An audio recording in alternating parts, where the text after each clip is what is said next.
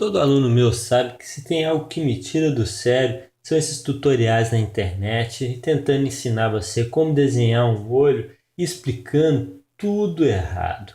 Normalmente os caras fazem algo extremamente chapado, bidimensional e só serve para um olho visto de frente. Ele te explica que um ponto mais alto do olho é aquele, que os cílios fazem curva, que não sei o que é o ponto mais baixo, que parece um N ou que parece um O, alguma coisa desse tipo, né? E aí, se o carinha for bom de renderizar detalhes que ele enxerga numa foto, ele pode até fazer esse olho parecer um olho super realista, sabe?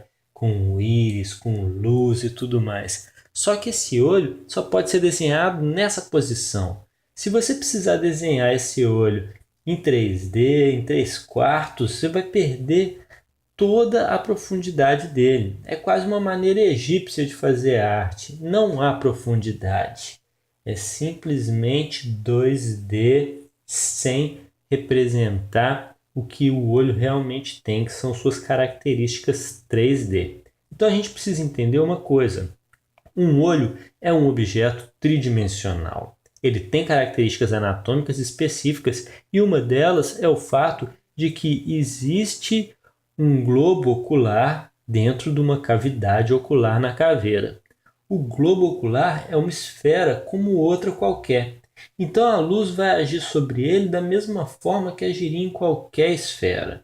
Então a gente vai desenhar aqui uma esferinha. Eu vou tomar muito mais passos do que eu tomaria normalmente, porque eu quero explicar para vocês com detalhes, né? Vou fazer uma esfera, nós vamos usar o que a gente já aprendeu sobre formas geométricas básicas e sobre iluminação. Então vamos mapear a luz e a sombra, vamos organizar a escala de valores, vamos organizar as bordas e fazer com que a esfera fique bem bonitinha e redondinha, tá? Eu estou passando acelerado aqui, mas dá para vocês entenderem a ideia. Uma vez que a gente tem essa esfera, ela tem um detalhe específico típico de olhos. Então, deixa eu achar a linha estrutural aqui dessa esfera, né? Realmente marcando o fato de que ela é tridimensional. E com essas linhas estruturais, eu vou achar o centro dela, ou seja, para onde ela está apontando. E nesse lugar, eu vou desenhar a íris e a pupila, né, toda essa parte interna dos olhos que a gente enxerga. Então, nós vamos desenhar aqui uma elipse representando a pupila, que é meio que um círculo em perspectiva, né? E temos que estar atento a uma característica específica dessa parte do corpo, que ela já não está mais na esfera acompanhando essa linha estrutural. Esse pedaço é uma concavidade. Então agora olha a linha estrutural aqui, ó. Ela entra, é mais ou menos como se fosse a Estrela da Morte lá do Darth Vader, entendeu? Você tem a esfera e você tem quase que um buraco assim, né? Na verdade, não é um buraco, é uma parte muscular meio côncava para dentro e aí dentro desse lugar, aí sim tem um buraco, que é a pupila, né? Então a íris ela se dilata, abre e fecha para entrar mais luz, funciona como uma câmera fotográfica e nós temos aqui então a pupila e é bem importante saber que essa parte tem uma outra forma 3D diferente da esfera. Então a luz age diferente sobre ela. Repara que a parte de baixo dela vai ser um pouquinho mais clara do que a parte de cima, por causa da direção da nossa luz. Então a minha esfera está iluminada por cima, mas a íris ela está recebendo mais luz na parte de baixo, ok? E aí tem mais um detalhezinho que a gente precisa saber, que é o seguinte: existe em cima da nossa íris uma lente, tá? E essa lente ela já é para fora, ou seja, ela é convexa. Se eu estiver confundindo côncavos e os convexos aí, que eu sempre confundo, vocês me dão um desconto, né? Mas essa lente ela é para fora, então eu vou desenhar aqui do lado, estou desenhando em vermelho para vocês enxergarem, mas vamos fazer aqui do lado um olhinho de perfil para vocês poderem ver direitinho o que eu estou explicando. Então nós temos o olho, a íris está para dentro, certo? Olha lá, vamos apagar esse pedaço da nossa esfera. Esse daí é o espaço da íris. E agora, essa lente externa, ela vai ser para fora.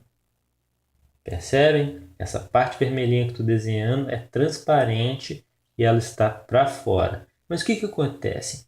A fonte de luz nossa está vindo em cima e essa parte está úmida. Então, ela vai ter o highlight dela na parte superior, que é justamente em contraste com a parte mais escura da íris, que está para dentro, ok? Então, nesse pedacinho aqui, a gente tende a ter um highlight se a fonte de luz for a mesma que nós estamos trabalhando aqui, uma fonte de luz vinda do alto, certo?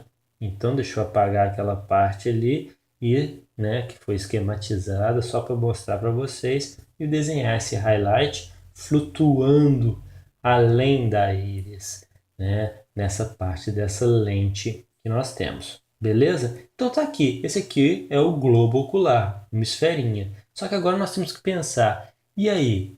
O que que eu tenho ao redor desse globo ocular? Não é mesmo?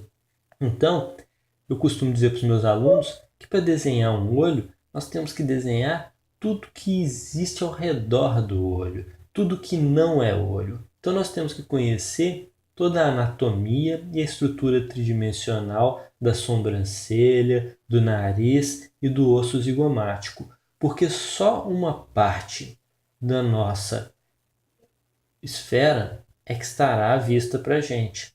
Só uma parte da nossa esfera é que aparece. Mas repara que a luz está agindo sobre ela como agiria em qualquer esferinha que a gente desenhasse, certo?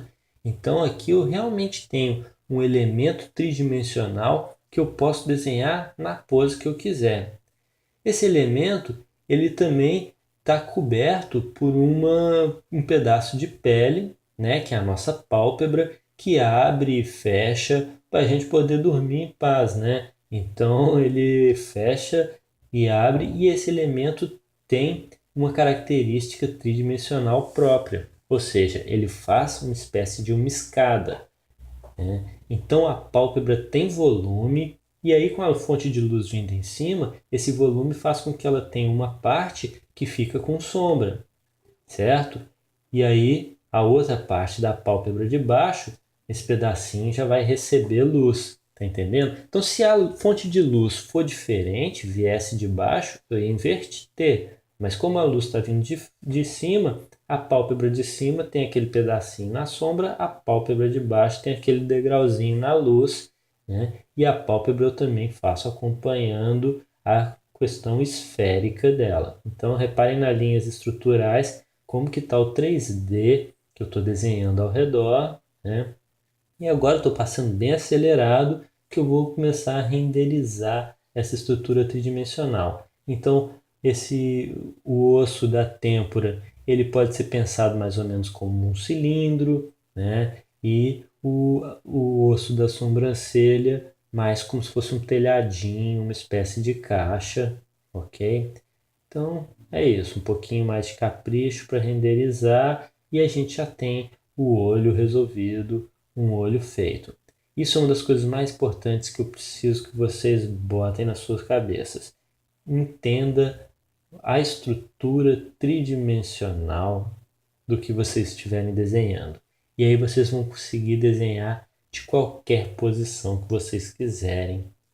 Treinem bastante o seu desenho de observação e vocês vão conseguir reconhecer o que vocês estão vendo, reconhecer como a luz age sobre o que vocês estão vendo, reconhecer as estruturas de valores e de bordas, e aí vocês poderão fazer o seu desenho muito bem resolvido.